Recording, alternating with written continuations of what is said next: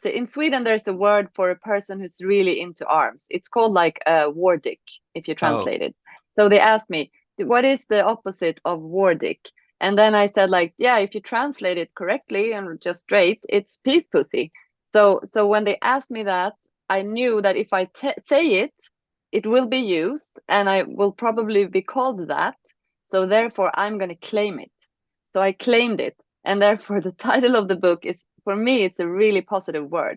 Because if the world was full of peace pussies, we would have much less war.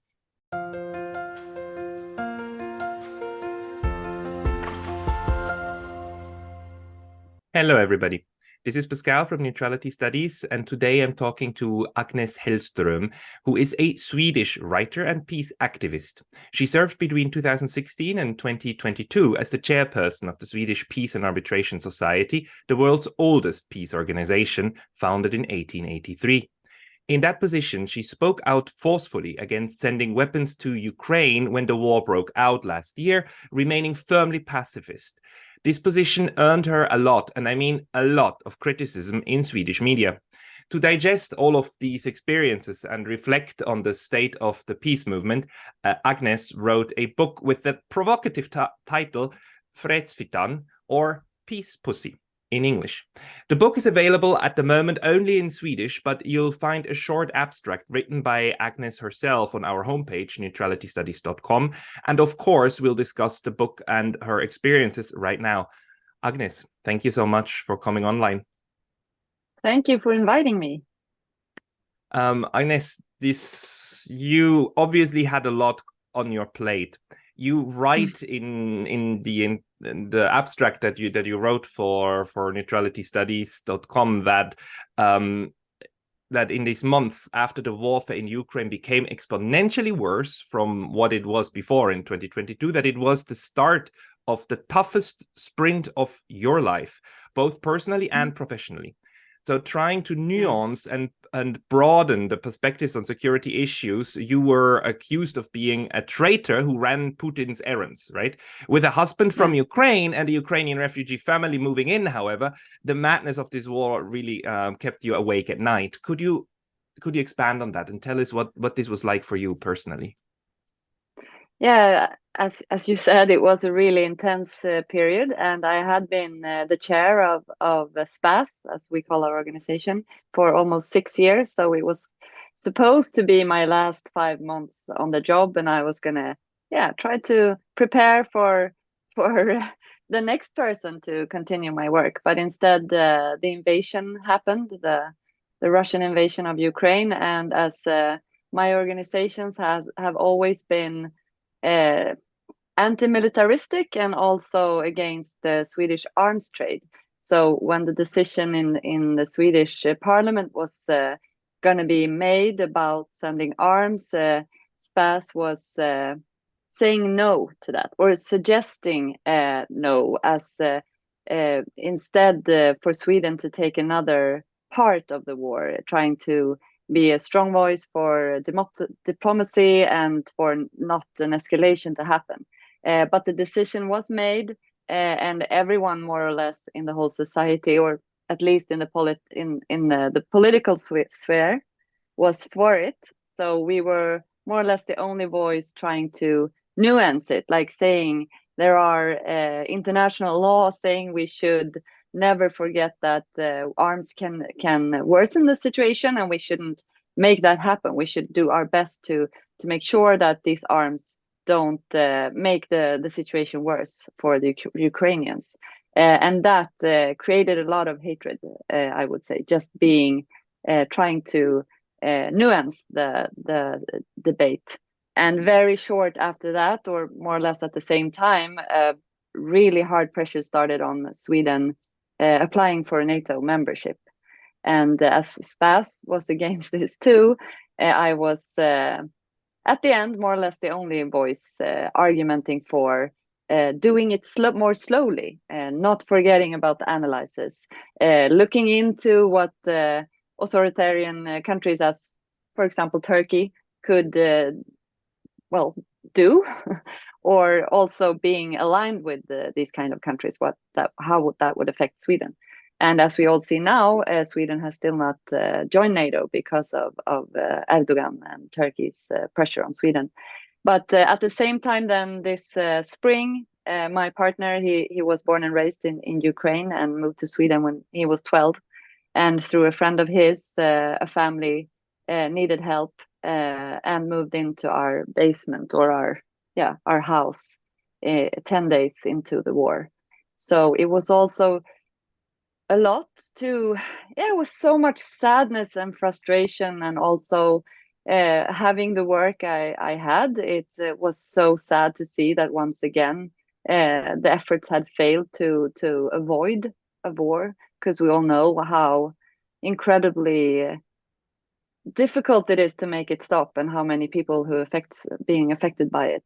So, and also the whole family, the Ukrainian family, reached Sweden, and as we all know, the men weren't allowed to leave Ukraine. Men between 18 and 60 were supposed to stay in the country, and therefore it was also an important part of my job for me to support everyone who didn't want to be part of a war. Because in Sweden, until the early 1900s, men in Sweden got jail time for not wanting to be part of the military. So for me, it was like a part of that too, to just stand up for human rights and for all the things that no one talked about during this period that is so important always, like human rights, and never stop, like preparing for peace, and also to prevent that similar situations should happen again, because it always does, it seems, and we always suffer from the wars that we are that are taking place all over the world, I would say. Yeah, wars that are made. I think another colleague of mine always reminds us that wars don't just happen; wars are made, and wars are made by escalatory relationships between different parties. And often you have the war parties who collaborate, and the peace parties in both states that collaborate, and more often than not, it's the war parties that succeed. But so for you, who was then heading an organization that was, well, what was it, 125, 130 years old by the time you took the helm, and had survived both the First and the Second World War, and had stood strong in this pacifist belief that no, arms make things worse, which they always do. It's not like 50 years later, we always look back and say, like, yeah, it's very clear why this happened, because the escalatory spiral, once you can think about it calmly. But during the heat of the day, it always seems that our emotions carry us away.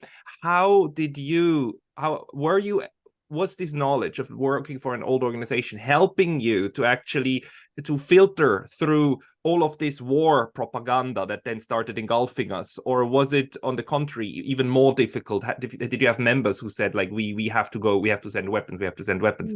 What happened inside the organization? No, actually, inside the organization, the members were really supportive. There were members from like 30 years ago that weren't part of the organization anymore. They had a different opinion, but the organization within had a really strong support, and the history is really important. It was both for me important, but for the members, I think. And I also felt that when I wrote the book about it, that I used the examples from the past, both during the time to remind me what I'm striving for, and the tougher periods that they went through. For example, we had a president or a chairperson during the 50s and the 60s in Sweden. He was an author like me, and he was against nuclear weapons on Swedish ground. And he was accused of being a traitor, running whoever's errands, the communist errands, I think it was by then. But he didn't give up, and the plans for getting nuclear weapons in Sweden, it was they spoiled it. They like changed their minds. We never had nuclear weapons. So examples like that I both use in my book, but also I used in my private life, that because he has written a book that's called like The Fight for Peace, that was released in the 70s, that is about one example is the Second World War, when he describes a similar situation about how everyone gets like the emotions are taking over and everyone changes their mind and think the same thing, and we should only like bomb. And the 𝗬𝗂𝘃 organization was the only one saying by then not to send arms to Finland, which was in the last time Sweden decided to support one part in an armed conflict with arms. In 1940. Yeah, exactly. So I think it was 39-40, and Sweden did it for a quite short period of time and decided to stop it like in the middle of it, which is also a problem, I think, that like the armed support, it tends to stop when it's in its most difficult period. But so for me it was 𝗟𝗃𝗧𝗦 also, who wrote a novel about I don't know the title in English, but like Put Down the Arms. That was like a worldwide success, and she was an important person in the international peace movement that actually made like international law and UN and all that happen in the long run. So for me, I went to boarding school, and my family is from like the upper class of Sweden. So I was raised among these people who are like really have strong voices and strong opinions. But I learned that it doesn't matter. Their opinion is just the same has the same value as mine, and their knowledge isn't bigger just because they scream it. So therefore, for me it was when everyone screamed in my face that I was wrong and that 𝗏𝗏 should change their mind and that we were traitors, I just felt something is fishy when people are screaming in your face. It's probably because you're onto something. So that's been my like core thought the whole period, that the angrier people get at me for being just this woman only voice, it shouldn't be a threat if it's not really onto something. So for me it was really, really tough, and I was so tired when I resigned, or when my period was over. But I'm proud that I did it, that I didn't give up in a way. Congratulations to that, because this takes a lot of courage. You're totally right. Whenever people demand of us that we apologize for not wanting to go to war or not have war, we know that something is seriously wrong. It's like when people start arguing, this time maybe genocide is necessary, or this time maybe we need to use bombs. Whenever these arguments happen, then it's really important to go back to principles, which you did. So did somebody actually call you a peace pussy? Did that happen? And in what context? No, actually it was I was interviewed in a TV show in the Swedish one, a politics one, and they asked me what's the opposite. In Sweden there's a word for a person who's really into arms. It's called like a 𝗟𝗃𝗧𝗦 if you translate it. So they asked me, what is the opposite of 𝗟𝗃𝗧𝗦? And then I said like, if you translate it correctly and just straight, it's peace pussy. So when they asked me that, I knew that if I say it will be used, and I will probably be called that. So therefore, I'm going to claim it. So I claimed it. And therefore, the title of the book is, for me, it's a really positive word. Because if the world was full of peace pussies, we would have much less war. So it's, I wanted to create that like confusion, that the person who looks at it is like, oh my God, was she called this? That's so bad. And then like, no, she is a peace pussy, and she's calling herself that. That's what makes you an activist, because you think politically and not just analytically and so on. You think like how to use this. I keep, I'm gay, and I keep thinking how to use that. And I whenever possible, I would like to tell people that the only moment when I approve of guys shooting at other guys is when they're in bed and nothing else. But that sounds even worse. But I mean, seriously, you have a wonderful point there, that a lot of this rhetoric still comes from men, although we have seen in this war also how women can play an extremely destructive role, and they behave exactly like these men that you described, and how this spiral is being turned ever hotter with the role Ursula von der Leyen is playing, and some of these neocons in the United States. Now let's shift maybe to that a bit. Your husband or your partner being from being from Ukraine, how were you able to digest what was happening inside his country and between Russia and Ukraine? And you must have known all of the complicated history, right? That this conflict feeds on. How were you? What was your conclusion of what would have been the best thing to do? Well, I think it's a very hard question. I think it's both me and my partner, husband, whatever. I call him different things, but we're actually married, so I should call him husband.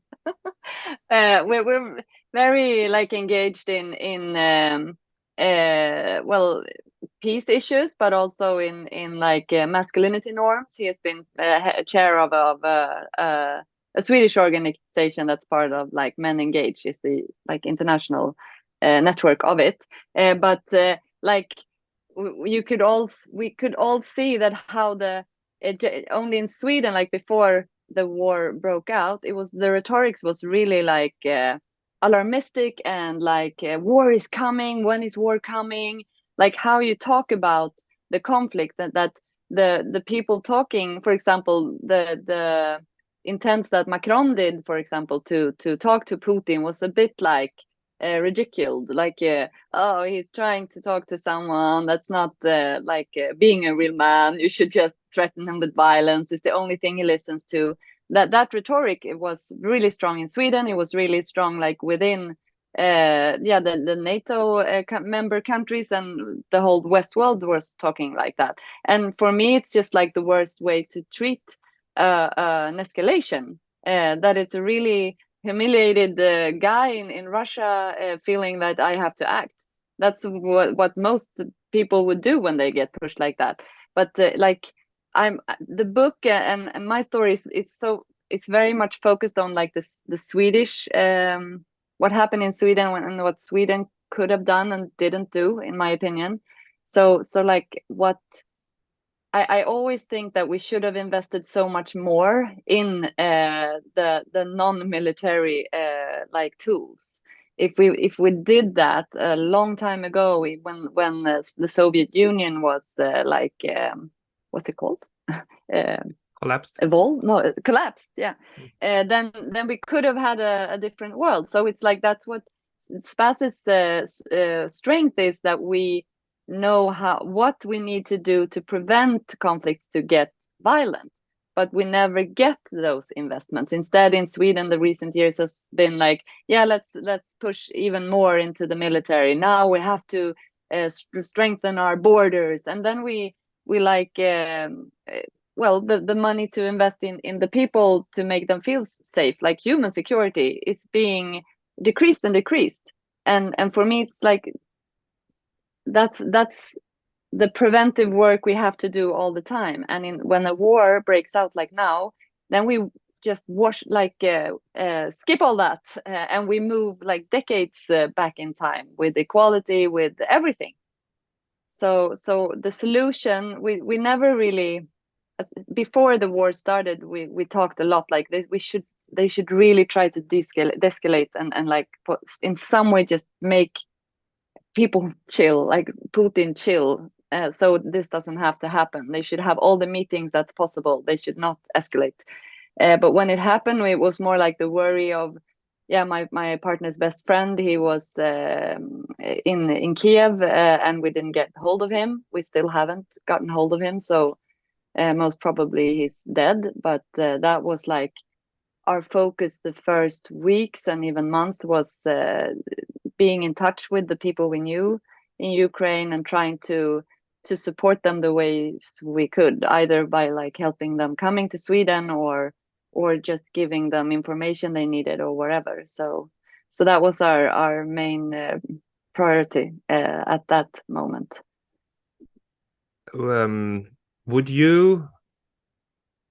How would you have wished that this ended once it started? Okay, like we know that the war broke out and this war was preventable. There was nothing inevitable about it. This could have been prevented also by having these talks that you just talked about. We know that the Russians were open to that. We know that the Russians actually wanted to push negotiations, even if they wanted to push it with like having a military in their back, which well, okay, seems unfair, but fine. Once the war started, what was your wishing that the international community did in order to bring an end to this slaughtering? And by now it's a meat grinder. It's a World War I type kind of trench warfare meat grinder where both sides try to kill as many of the other as they can. And this is ridiculous. It's absolutely ridiculous that this can happen in 2023. But the war was slightly different when it started, when you were in office in the peace organization. What was your vision for how this should go down? Well, actually, the first night they were talking a lot about that the Russian soldiers didn't even know that they were going to war, that they were in some kind of well, what's it called, practice. And then my thought was, what if we could just support them to say fuck this shit? That would end this war instantly. And at that time it was like, for me, I never got to the point like having any suggestions how to end this war, because for me this is too massive for me to have a suggestion more than just like we should try to get end of the violence. Just we have to get the conversation going so the violence stops. That's like the first step, just so the civilians wouldn't get hurt, that we just make the violence stop. But that didn't happen. And then supporting everyone who didn't want to use arms on both sides, of course, but mostly the Russians. Like, if we would make all the Russian soldiers just say, we don't do this, we don't want this, we just leave it, then we will have no war. But in Sweden, it's been such I feel I'm so affected by it, because in Sweden we don't have a nuanced discussion about this. It's really, really black and white. It's if you even talk about the diplomatic tools, and that we can never stop talking to Putin, even though he's a dictator or whatever, then you get accused of being on Putin's side. So for me, I feel now that I'm like, I've been a bit damaged by that in a really sad way, that I'm really careful in what I say, and I want to know a lot before I talk about things. And my expertise is like not at all how to make this war end, unfortunately. I wish I could say, if we did this, this could like be the end of it, and we could get a conversation and a peace deal and the freedom of the Ukrainian people and a strong democracy. But it's on the other hand, I see like how it can get worse and worse the longer the war goes on. And even if we get peace, what will happen to democracy in Ukraine? And the people had been hurt. I heard like there were 15,000 having their limbs amputated, and like all the men who never come back, and all the violence who comes home after the war back to families. All that I see.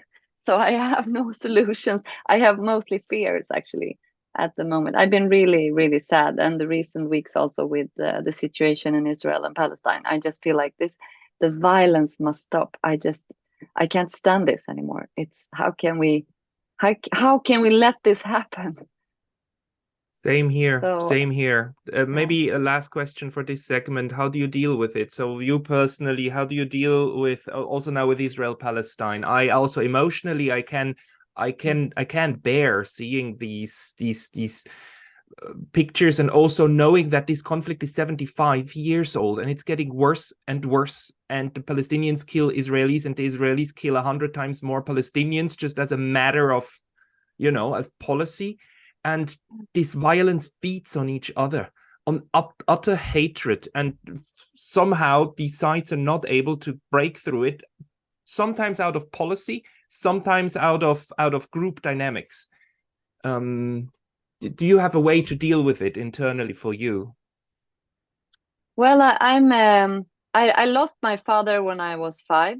He died when we lived in Mozambique, really suddenly, and that was at the same time, this was my biggest crisis and grief I carry with me since. It also has given me hope is really close. Hope and happiness, I carry it closely because I know that I can lose everything anytime. So therefore, I'm very good at focusing on the small things in life that gives me happiness, like having a home and that I can fight for things I believe in, that I got my book released and I can talk about it, and I'm not afraid. Maybe I should be afraid, I don't know, but I'm not afraid. So I've tried to just for me, peace is a verb that you do all the time. The life you lead and the way you treat people. So I try to make peace in my little life, and that's all I can do at the moment, because it's when I think about the bigger picture, I've been so sad the last weeks. I can't really I have trouble sleeping again because of it, because it's like it never ends. And I started as a joke, but also like in a way, and as a big real idea, that just, okay, we're going to create this village now, and we're going to have strict rules here: no arms, no violence. Everyone who wants to join this this village have to sign that we are going to do this, like non-violent communication, and we're going to try building a society the way we want it. And the more and more people want to join, and in the end it's going to be the whole society. But I'm not going to start that village this week, but it's like in my mind that I have to live the way I think the world should be. So that's my way to deal with it.